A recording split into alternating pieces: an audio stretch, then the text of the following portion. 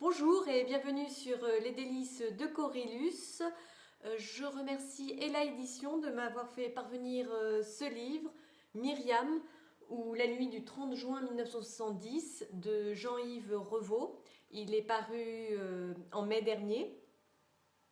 Tout débute cette nuit du 30 juin 1970 et 40 ans plus tard, Jacques Goldberg apprend qu'il n'est pas le fils d'un héros mort dans un accident d'avion avant sa naissance, mais le fruit d'un viol collectif.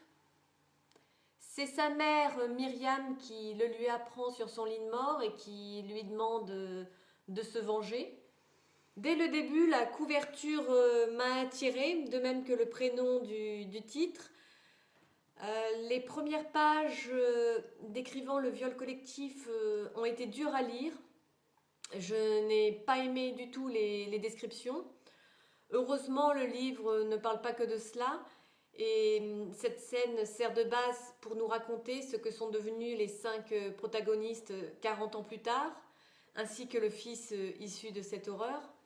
Au début, j'ai eu du mal à les distinguer, tous les 5, et rapidement, ce fut chose faite et cela m'a permis d'apprécier ce livre. Pour agrémenter le tout, s'ajoute une histoire d'amour particulière qu'il est intéressant de suivre. Malgré un début difficile avec la description du viol, la suite a été plaisante à lire. Ce nouveau roman de Jean-Yves Revaux traite de l'opposition cornélienne entre le désir de vengeance et l'aspiration au pardon. Et c'est très intéressant de découvrir son point de vue.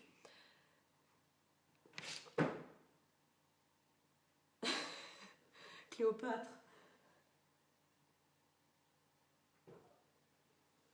Bon, voilà, je vous remercie d'avoir écouté cette chronique et je vous dis à la prochaine. Au revoir.